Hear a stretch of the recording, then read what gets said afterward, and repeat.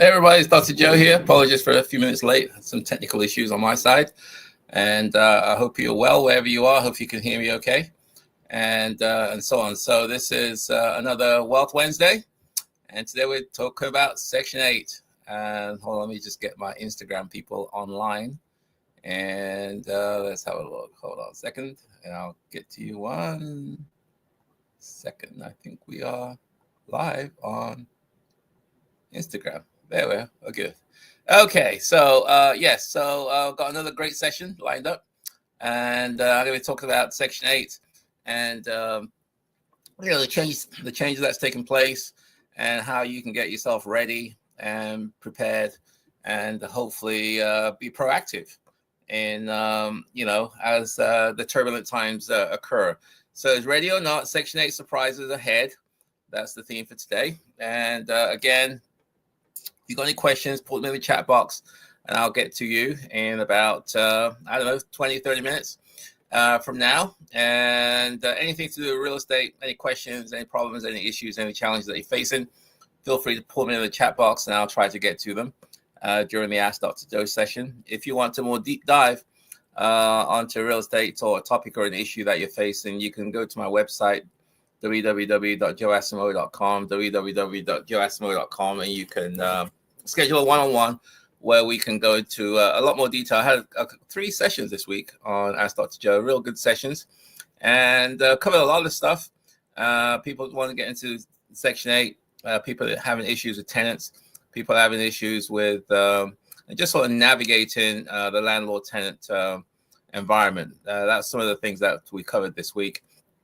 So again, go to my website, www.joeasimo.com, and you can book a one-on-one with me. With that said and done, let's get down to business. And so, ready or not, Section 8 surprises are ahead. They are taking place. Government cuts will take place. HUD budget will go down. And the impact on the Section 8 program has yet to be finalized. But I think we're seeing some rumblings already as I get reports from across the country from different landlords in different jurisdictions about some of the experiences that they're having. And so I thought it's an appropriate topic to talk about today. So that way you can be proactive and you can kind of get yourself ready and aligned. Let's turn my phone off. That way we don't get any interruptions. So the idea is that, you can be proactive rather than reactive and so on. So let's get down to it. So as a backdrop, what happens, when your most reliable income stream becomes your biggest uncertainty? A lot of us, the reason why we went into Section 8 was because of the reliability. Every month, the money's coming to your account, come what may, as long as the tenant's in there.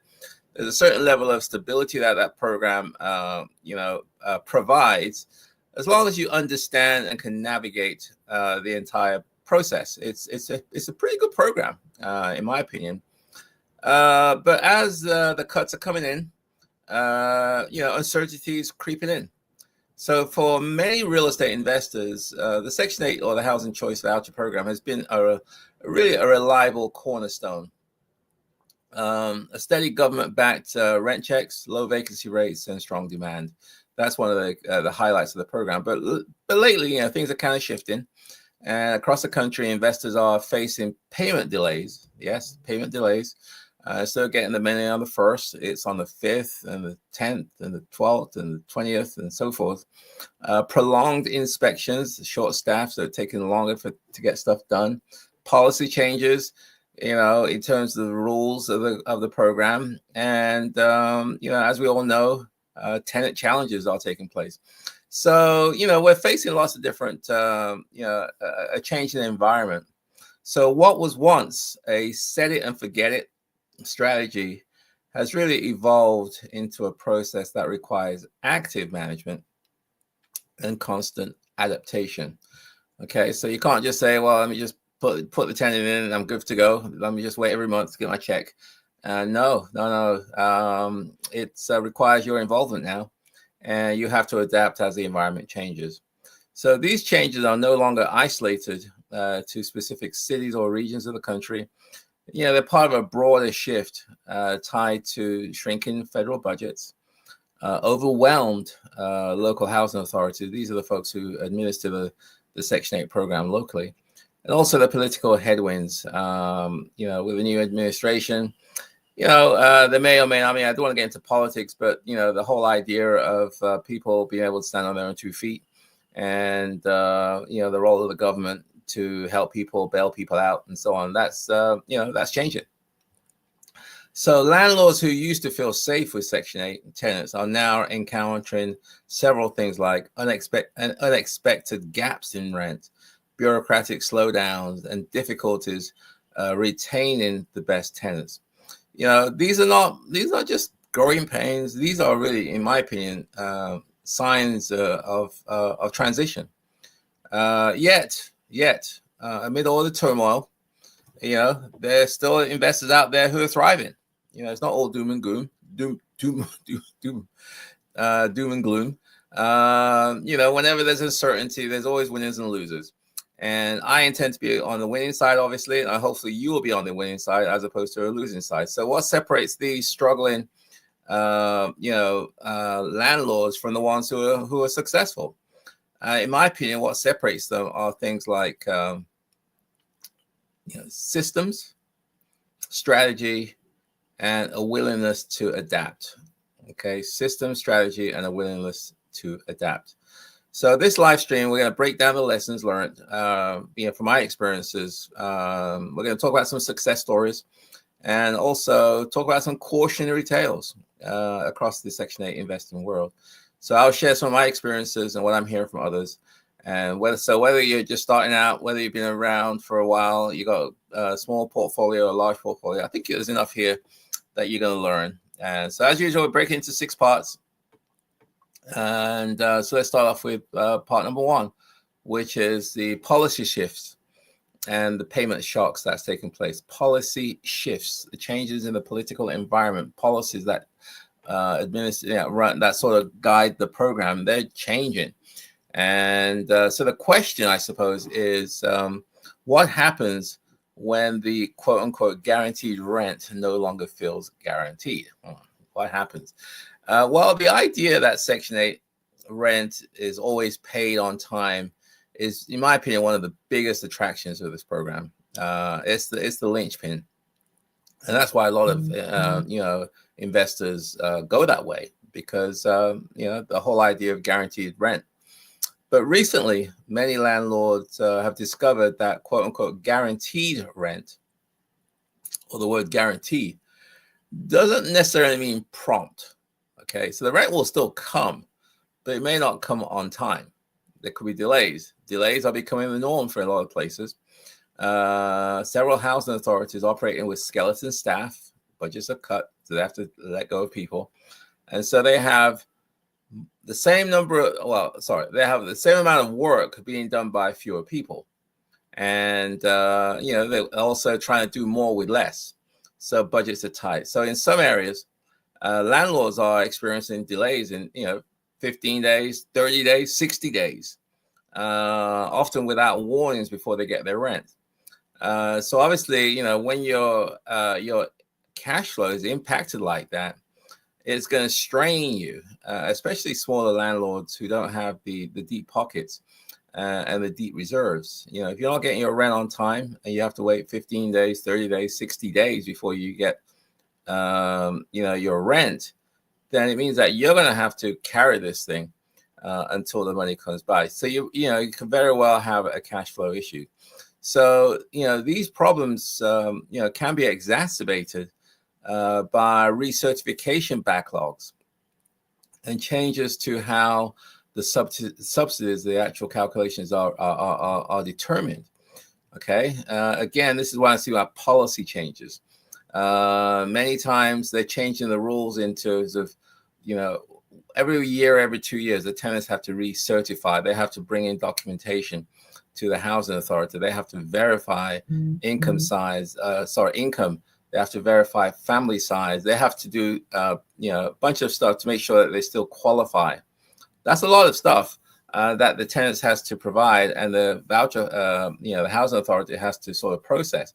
But if there's fewer people in the housing authority to do this work, it means that it's going to start getting backlogged. Okay, and and that could mean delays. So, for instance, I speak to one investor in Chicago, and they mentioned that the tenant misrepresented her income. So they said that the income was lower than what it really was, and they were able to find that out, and they retroactively reduced the rent that they paid to the landlord because the tenant should be paying more. Another landlord, I think this was, I'm not sure if it's in Atlanta or another state, was mentioning that they waited months for a rent adjustment to take place. So the tenant lost their job, and their income went down. So typically you go to the housing authority to request a rent reduction. And, that can take time. I mean, I just did one for one of my tenants. It took about 2 or 3 months before they actually adjusted the rent, when typically it's pretty quick. So, so despite this is despite all my tenant supplying all the required necessary paperwork, it still took time. Eventually the adjustment was made, but she went through a difficult patch where the rent hadn't been reduced, even though her income went down. So there's volatility, and you have to prepare for that volatility. So you got to stay plugged with your housing authority, find out what's going on locally, because what's going on in Chicago may not be what's going on in Washington, D.C. versus, I don't know, San Francisco or New York or whatever it is. So, stay in tune with what's going on locally at your local housing authority in terms of updates, budgets that's taking place. And, you're going to have to, essentially what I'm getting to is that you're going to have some reserves, kind of lined up, because, there could be a cash flow situation whereby you're getting your money later, but you have to survive until that money comes through. So get to know people down at your housing authority, develop some relationships, and hopefully that will help you. So, those who treat Section 8 as a static income stream, I think are going to be blindsided when the reality shifts, and so on. So what are some of the action items associated with policy and payment shocks? I would say maintain 2 to 3 months reserves for each of your properties. Yeah. Monitor your housing authorities' communications channels. Develop relationships with the housing authority, and track each tenant's recertification and status, and make sure that you stay on top of it, and so on. Okay, so that's number one. Number two is inspections. I call it the inspection gauntlet. What I'm saying, why do so many investors lose money during the inspection phase, and how can you avoid it? Okay, one of the requirements for the Housing Choice Voucher Program, the Section 8 program, is that housing quality standards inspections has to take place, usually every year or 2 years, depending on the jurisdiction that you're in. In Washington, D.C., it's every 2 years. In some places, every year. So, inspections really are a double-edged sword, as it pertains to Section 8. On one hand, the good thing is that they ensure that the tenants have access to safe, habitable housing. That's the good side. On the other hand, though, they can trigger costly delays and frustration for landlords, especially if you fail your inspections, what they call housing quality standards, HQS. These are rules that set by HUD as to what's required from a property, and they can be rigorous, and sometimes they're inconsistent, even within the housing authority. So one inspector may, ding you for one thing, whereas another inspector may say it's okay, and vice versa. So a loose handrail or a small patch of peeling paint can delay move-ins, and that can cost you in terms of your rent for weeks. I know in DC, if there's peeling paint in the property and you get cited, you now then have to get what we call a lead clearance test.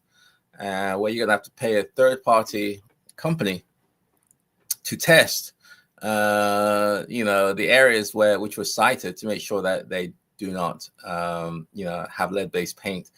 That could cost you $350-400 just for the test, and then you will not be able to proceed until you get the clearance. So one inspector may say it's okay, it's fine. I didn't see any peeling paint. Another inspector may cite you for that, and that's an additional $300, $350, $400 that you now have to pay just to correct the problem. So many investors assume that a property that's up to code will pass inspection. Well, that's not always the case, because they have HQS, housing quality standards, which sometimes differ from building codes. Even seasoned landlords get tripped up by this because there are different interpretations of pass or fail and so on. So I recently, went through the same. Recently another one of my properties where the inspector, this is a property I've owned for 20, almost 30 years. And this inspector did an inspection and cited me because a couple of the smoke detectors didn't have 10-year batteries. Believe it or not. He said that no, the new rules are if you have these battery operated smoke detectors, you got to have 10-year battery. You can't use the standard 9-volt battery. It's got to be specialized 10-year ones. And so he failed me. And we fixed it. We got new smoke detectors, but I was very surprised. And whereas other inspectors, they've always passed it. So preparation is always the best defense. And smart landlords use detailed checklists, which they run through before the inspection to make sure that they don't run into problems. And even some landlords, they have spare batteries. They have a backup smoke detector, electrical or manual or battery one, or outlet covers. They bring that with them to the inspection just in case they get cited, and that way they can correct the problem right there and then, and so on. So the inspectors aren't your adversary. They're there to do a job. So it's important that you don't get too defensive. There's nothing wrong with having a spirited conversation, but at the end of the day, it doesn't make any sense, in my opinion, to have an adversarial relationship with them, because if you get too adversarial, they could stop your payments, and you can go to what we call abatement, and then you get nothing until the issue is resolved. So always conduct yourself with respect and treat them accordingly, and hopefully build a relationship that is productive. So what are the action items associated? Number 2, the inspection. Conduct mock inspections using a detailed HQS checklist before your inspections. Just that way you can, if there's any issues, you can nip it in the bud before the actual inspector gets there. And you also increase the chances of your inspection being passed. Keep a stock of common repair materials on hand: smoke detectors, GFIs, outlets, locks, and things like that. And track inspector preferences and maintain a file of past inspection outcomes. Some inspectors are more concerned about A versus B, and some inspectors are interested in B versus C, and so forth. So if you can keep track of who has a preference to what area, that's always sometimes good. So number 3, selecting the right tenants. Oh yes, selecting the right tenants. This is a very, very big topic. And the bottom line is, are you choosing tenants, or are you just accepting whoever gets approved? Are you choosing tenants? Are you selecting tenants through some kind of systematic process, or are you just accepting people who meet the basics? So it's a myth that all Section 8 tenants are high risk. That's definitely a myth. But it's also a mistake to assume that all voucher holders are the same in terms of quality and things like that. They're not. You get the good, bad, and ugly in housing voucher holders. You get the good, bad, and ugly in market renters. So there are good, bad, and ugly people out there. Your goal is not to rent to one of those people. So housing authorities, they screen only for income. They don't screen for attitude, behavior, or respect for the property. They don't do none of that. They just say, is this person eligible for this program based on their income, the family size, and things like that. That's all. It's up to you to decide whether you want to rent to them, and it's up to you to do the necessary screening. So that way you avoid some of the headaches. So investors who skip traditional screening processes, that's a big mistake, and they usually regret it afterwards. Veteran landlords, we screen voucher tenants with the same rigor as we do for all our tenants. We verify things like employment income, we verify things like credit, we verify things like landlord references and so forth and so on. And I even visit the tenant's home just to see how they keep their home. This extra step, has boded me well.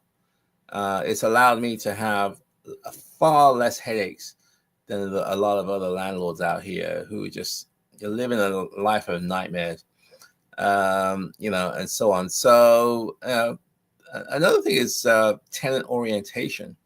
When I meet with a tenant during the initial walkthrough, the move-in, I try to, in addition to be friendly, but just sort of set the baseline for the relationship in terms of what's expected from them, what am I expecting from them, and also what they can expect from me, and the do's and don'ts, the house rules and things like that.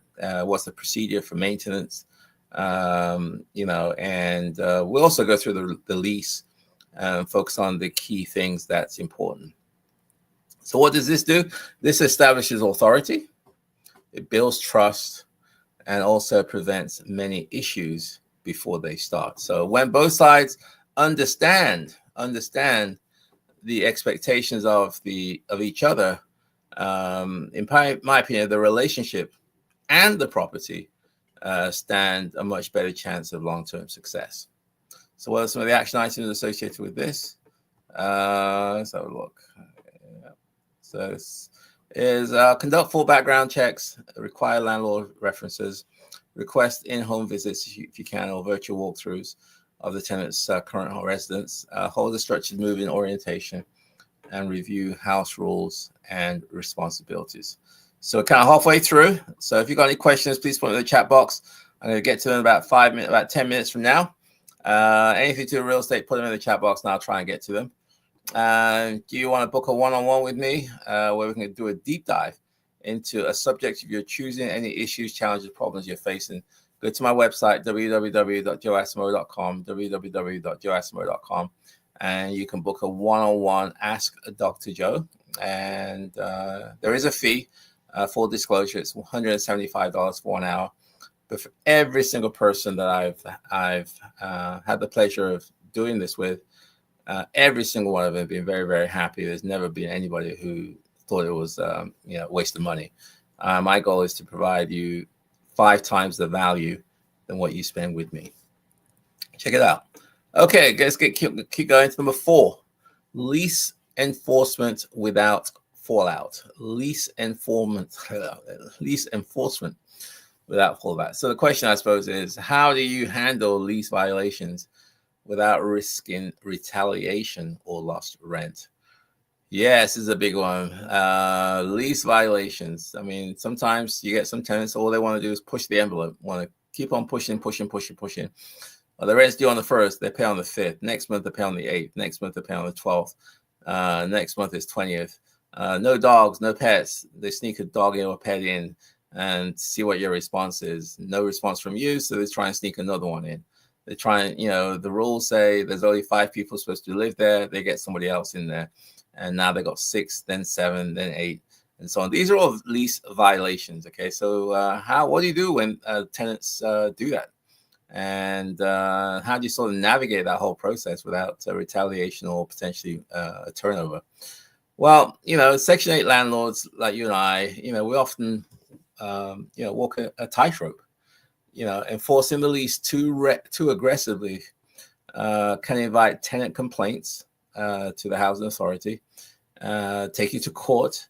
However, while being too lenient could lead to property damage, nuisance complaints, and other issues. So you got to kind of strike the right balance. Then the question becomes, what is that right balance? The experienced landlords, emphasize documentation. Every communications we try to document it, either text, emails, calls, visits. It's all recorded in a management system or some kind of log. On this day, I did this. This day, I spoke to so-and-so, and so forth. Therefore, you have a paper trail of all your communications with your tenant. Lease violations are met with clear written notices, citing specific clauses that the tenant violated. And so really, rather than making threats, which sometimes are counterproductive, we outline how they can correct the issue. Okay, so you focus on behavior as opposed to focus on the individual. So what can they do to correct the problem that you've highlighted, and if necessary, involve the housing authority, their caseworker, or the mediation department if you feel that they can provide value to you. Because engagement and diplomacy, are powerful tools if used properly. I've averted major issues, by involving the tenants' support network, things like churches, family members, case managers, caseworkers, the housing authority. I've used them as and when needed, just because they may be able to push the tenant to correct a problem. And the net result of that is, I avoid potential financial challenges and behavioral problems. I try to avoid evictions if at all possible. So what's the net result of all this? Well, you tend to get longer tenants. They renew their lease. They're grateful tenants that you're trying to work with them, and also a well-maintained unit. They're not trashing and destroying the home. So what are some of the action items associated with lease enforcement without fallout? Maintain a documentation trail for all your tenant communications and interactions. Issue formal lease violation notices, and follow up with a written action plan that they can take to address the issue. And collaborate with housing, their caseworkers to mediate and to resolve issues early. Okay, almost there. Number 5. It's 7:35. Got about 5 more minutes. 5 is reducing turnover and keeping great tenants. I'll kind of rush through some of these things. I think you're familiar with it. Why do some landlords never worry about vacancy? And how can you join them? Okay. The true ROI of Section 8 investing isn't just about collecting rent. It's really about tenant stability, low turnover. High turnover brings downtime, repair costs, and stress. Landlords who win the long term know the value of retaining good tenants and keeping them happy. It's just so much easier if you can get people to stay a long time. Simple gestures can make a big difference. Prompt maintenance, regular communications, and small rewards makes people kind of feel valued, I suppose. Investors have shared stories of tenants staying 5, 10, 15, 20. My longest tenant's 28 years now, because the landlord treated them well, with respect, dignity, and consistency. Incentives do work. A small gift every now and then, a birthday card, Mother's Day gift, just show them that you value them, you appreciate them. It goes a long way. Mid-year check-ins, maintenance audits, or just friendly phone calls can also uncover issues before they leave to move out. And, the best landlords, in my opinion, they don't wait for a problem. They prevent the problem from happening in the first place through the relationship. And so what are some of the action items associated with reducing turnover and keeping great tenants? Offer small rewards for successful annual inspections. Schedule a proactive mid-lease check-in, just to make sure they're okay. And really recognize that long-term tenants It's worth their weight in gold, and try to demonstrate your appreciation towards them. And then finally, number 6, holding the bureaucracy and burnout. The question is, how do you survive? How do you survive the mental and administrative drain of Section 8 investing? It can be a drain sometimes, especially if you've got crappy tenants or difficult tenants or annoying tenants. So working with housing authorities is rarely efficient.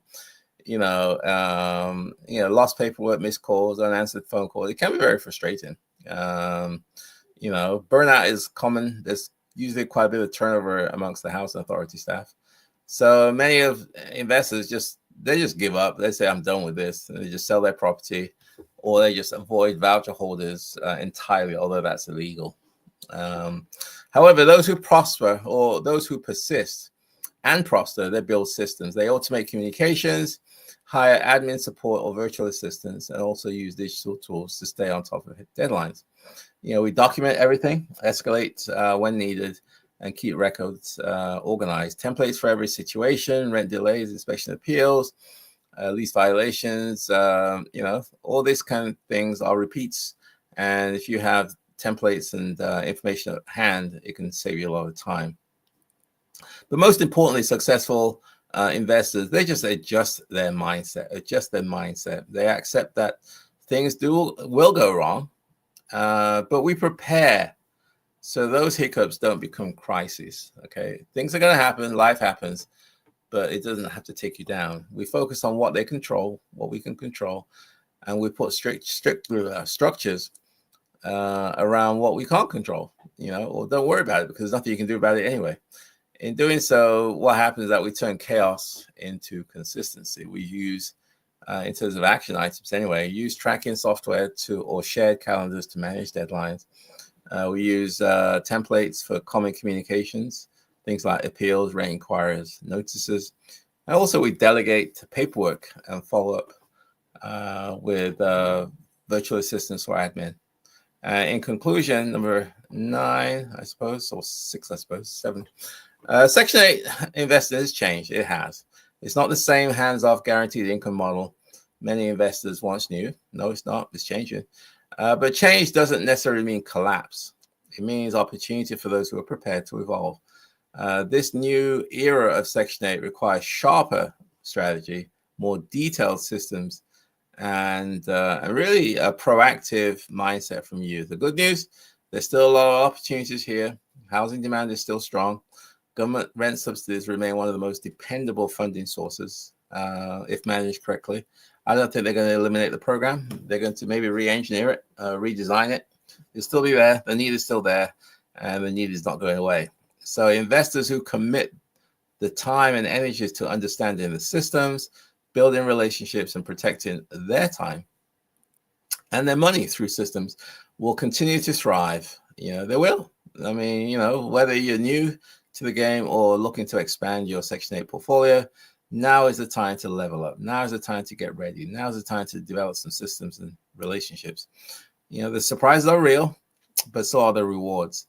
So that's, every now and then I'll be doing more Section 8 related topics. Probably do another one in about 3 weeks maybe, and so on. So that's it, my friends, for this education set. As usual, if you got some questions, put them in the chat box. I'll get to them in about 2 minutes. And if you want to shoot me an email, you can email me at joe@joeasamoah.com, joe@joeasamoah.com. And finally, if you want to book a one-on-one with me, you go to my website, joeasamoah.com, and press the link for Ask Dr. Joe. And you can schedule a time where we can do a deep dive into a topic of your choosing. So that, my friends, is it. Let me see if I can go to the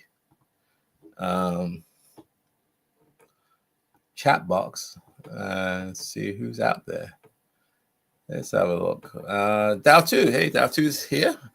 He's always here. Welcome from Phoenix. Hope all is well. I'm sure it's hot over there, and so on. Let's have a look. Good work as always, Dr. Joe. I'll be emailing soon on my availability for our deep dive, so look out for it. No problem, Nesta. When you're ready, schedule a time. We'll do a deep dive.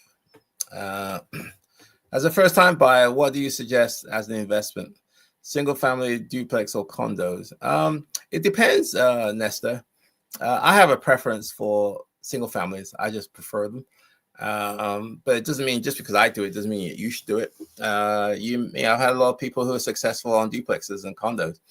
I just prefer single families. I like to just typically buy a 3-bedroom house, turn it into a 5 or a 6, get a long-term voucher holder, screen thoroughly, and then nurture the relationship so they are incentivized to stay a long time. So I don't think it's appropriate for me to tell you to do just single families or just duplexes or condos. I think what you want to do, Nestor, is speak to some people locally who are investing in one of these segments and learn from them, the good, the bad, the ugly, and hopefully based on those discussions, going to RIA meetings, speaking to other investors, you can then decide in your area, wherever that is, you've decided to focus on, let's say, single families or duplexes or condos. So you make that decision and then you run with it. Okay, so let's keep going. How do you know if Section 8 will cover the entire rent for the tenant? Do they tell you? No, typically what happens, Nestor, is that, there's 3 things. I don't want to go too much detail, but there are 3 things that determine the rent. There's the, what they call the payment standards, which is the maximum rent that they can pay for in your jurisdiction. Then the next question is it reasonable? Is the rent that you're asking reasonable? So is it competitive? And there are various tools out there, whether it be like, affordablehousing.com or whatever it is. So they do some comparisons to make sure that your rent that you're charging is reasonable, i.e. within market conditions. And then the third thing is affordability. Is the rent that you're asking affordable for the tenant? And this is where I think your question is coming in, is that most of the times the housing authorities, they give a little booklet, 1 or 2 pager, which says this is the maximum rent that you can, that's affordable for you at the 30% level and also at the 40% level. You cannot look for housing that is above this. If you do, then either the landlord's going to have to go down on this price, or you're going to have to go somewhere else. So that's the other thing is, it's hard. They got this piece of paper which explains, the family size and what's the maximum rent they can go by, and then based on their income, once that's calculated, that will determine how much of the rent they pay and how much of the rent will the housing authority pay. You don't really know. The best guide, in my opinion, is just to find out what they're paying now. So if they're paying nothing now, there's a pretty good chance they're going to pay nothing in your new place. If they're paying $1,000 right now, wherever they are, there's a pretty good chance that the rent is going to be around that same ballpark area. So if they're paying 0, then there's a pretty good chance it's going to stay 0. So that's one way to find out, because it does require the caseworker or somebody at the housing authority to run the numbers based on the family composition, based on the total income in the house, and based on their voucher sizes, exactly how much do they pay. Okay, so let's keep going. Hello, Dr. Joe. I appreciate these Wealth Wednesdays and would love your advice on a property I'm looking to buy. Do you have any plans to add Fridays to your availability? Thank you. I can. It's going to be on a case-by-case basis, Joel. So what I would suggest that you shoot me an email if you want to anybody who wants to book a session that's outside of my traditional sessions, which are typically Tuesdays and Wednesdays. And then if you want to do something outside of that, then you're going to have to shoot me an email and we can see what I can do. So email me at joe@joeasamoah.com. That's joe@joeasamoah.com. And I'll see if we can set up a session, a one-on-one outside of the standard regular hours. Okay, let's have a look. Who's next? Comments. So that was So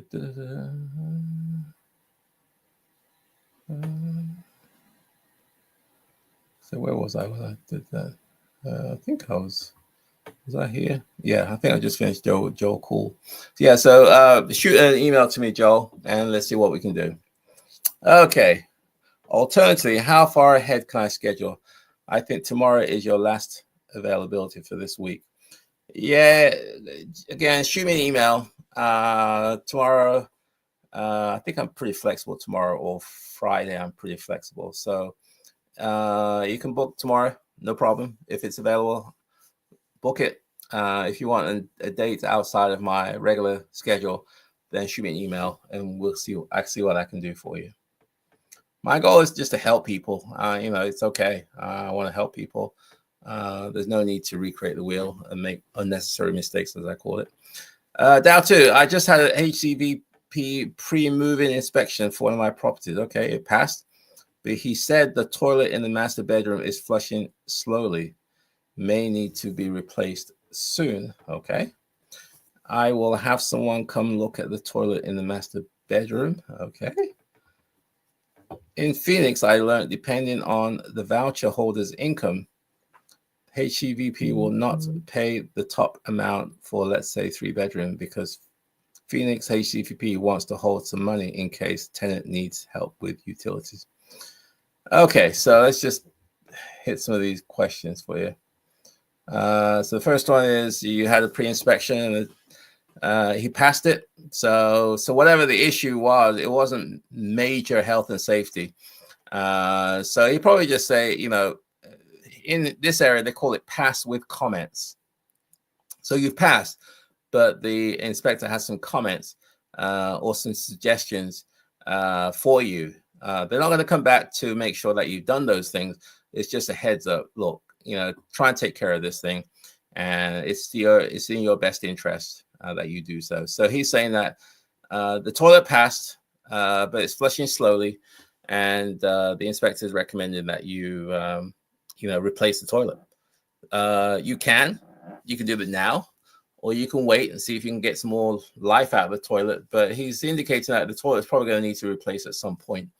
So, my experience is that it's best just do it now, knock it out, take care of it. That way it doesn't become an issue with the tenant where she's calling you, the toilet's flushing slowly. The toilet's flushing slowly. It backs up, and then you're going to have some other issues. So it may just be worthwhile to just replace it. If you have a home warranty, which is what I have on all my properties, then hopefully your home warranty company could probably take care of it as well, and so on. So that's the first part. Dow 2, let's have a look. I will have someone come back, look at the toilet in the master bedroom. Yeah, that's a good idea.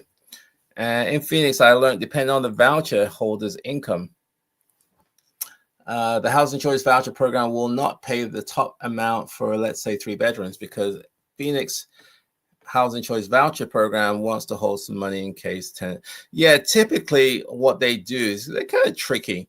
They advertise these rents, either on the website or somewhere. Say if you're in Phoenix zip code ABC, if you have a 3-bedroom, then you can get this rent. Well, that's kind of, so a lot of people look at this and say, wow, they pay a lot. But that's assuming that, typically anyway, that's assuming that you, the landlord, are going to be paying the utilities. And I never pay utilities for my tenants' properties. Otherwise, you know what's going to happen? They're going to be running a car wash business. They're going to be, cranking up the AC with the windows open, and and all this kind of nonsense, because they're not paying the bill. There's no incentive for them to do that. So I don't pay utilities, but the rate that they advertise includes all utilities. So if you're not going to pay utilities, then they have to subtract a certain amount from the rent based on the number of utilities the tenants are going to pay. And many times these housing authorities, they have a spreadsheet where they estimate how much they're going to take off for utilities based on the number of bedrooms in the home, and also the type of place it is. Like, is it high rise? Is it a 4-unit building? Is it a duplex? Is it a row house? And so forth. So they typically won't. So if you are not going to pay the utilities, then they're going to subtract some. And the problem is that whatever they subtract, that's typically the max that you're going to get. And so some landlords are gung-ho and everything's going great until they're told, well, yes, we did advertise you're going to get $4,000, but since the tenant's paying utilities, the max we can pay is $3,000 or $3,500 or $3,200 or whatever it is. And so now you're not going to get $3,000 or $4,000. You're going to get a significant amount less, and then you have to make a decision whether to proceed or not. I asked for the top amount, but Phoenix asked if I could reduce the monthly rent by $291 because they said that's the utility calculation for my rental, my size, the rental unit. So I reduced the amount by that amount. Yeah, that's it. That's exactly what I just said. They advertise a high rate. You'll think you're going to get all this money, and then they start subtracting utilities, and they're saying that the cost of the utilities, let's say electric, gas, and water, they're going to subtract $291. That's what they've done in your case. And so then it becomes a matter of take it or leave it. This is how much you can pay. What do you want to do? Some jurisdictions, there's a gray area. You can negotiate. You can provide some comps to say, well, they should be higher, and you can negotiate that way. Some jurisdictions, it's nope, take it or leave it, my way or the highway, and then you have to make a decision. So so that's essentially what's happening here. Dow 2 is that they subtract the utility, what they call a utility allowance, from the max rent, and that's what you got. If I reject a HCVB tenant because of debts, how do I do so without potentially facing a lawsuit for discrimination? That's a good one. Well, I've never had a tenant who has good credit, a voucher holder. So that's not important to me, to tell the truth. It doesn't even matter if they got a job, because if they don't have a job, it doesn't matter, because the housing authority is going to pay all the rent anyway. And some landlords prefer that a person, doesn't have a job, or they prefer that they get all the rent and not have to worry about trying to go after the tenant for the rent. So it just depends. So if this tenant has got bad credit, or their debt to income ratio is too high, yeah, I think you should be okay, as long as you apply that across the board to everybody, not just because she has a voucher. Because technically you can't discriminate, at least in this where I'm in, against what they call source of income, because it's illegal, first of all. And if the government's going to pay him $3,000 a month rent, let's say, then technically that's $3,000 a month additional income that this person is making, if that makes sense. So that's why I don't really go by credit. I go for things like landlord references, the current landlord, previous landlords. I go by a home visit. I check up on them and check their social media to see what that's all about. So there are things that you can do, but credit for market renters is very, very important. But for voucher holders, I haven't really had much success demanding that everybody has good credit or good DTI. That their rent is determined by the housing authority. It's not determined by you. So you don't have any control over that. So you got to be careful, though. If you discriminate against people, yes, you could get yourself into a problem, potentially a lawsuit. So tread carefully, I would say. Do you do syndications for Section 8? No, I just keep it simple. I just buy houses and fund the deals. I do single family houses as opposed to multi-unit buildings. Do you have a specific metric you use to find profitable zip codes? Yes. Again, if you got some questions, put them in the chat box. I think we've got about 2 minutes left. I'm going to wrap it up. And so specific metrics. what you want to do, you want to find out what the rents are for your jurisdiction per zip code. For a 1 bedroom, 2 bedroom, 3 bedroom, 4 bedrooms, and so forth. You got to find out how does that get spread around. Sometimes it's east to west. That's when prices go up, as opposed to north to south. So just understand, how rents are determined locally. You want to obviously understand how the growth and appreciation works locally. And then you have to find out how much they pay for different bedroom counts. And then you then make a business decision whether you want to go in this area versus that area, this price point versus that price point, this bedroom count versus this other bedroom count, and things like that. But it can be profitable if you do your due diligence, do your homework. The rents are not always the same. And sometimes there are pockets where you can, you can really understand, be a niche player as opposed to a general player in your area. So, my friends, that's about it. I'm going to wrap it up. It's about 2 minutes to 8 o'clock. And again, I'll be here next Wednesday for Wealth Wednesday at 7 p.m. Eastern Time. I look forward to joining me and for another great session. I'm not sure what the topic is next week, but it's going to be a good one. And for those people who, who would like to engage with me, a couple of ways you can do that. Obviously, you can send me an email, and you can reach me at joe@joeasamoah.com, joe@joeasamoah.com, or you can book a one-on-one with me, where you can go to my website, www.joeasamoah.com. That's www.joeasamoah.com, and you can press the link for Ask Dr. Joe. If you want to, I have certain dates and times available. If you want something outside of that, I may be able to work with you, but shoot me an email first, and we'll see what we can do. But for the most people, just book a session on the available slots, and then we'll meet in person by Zoom.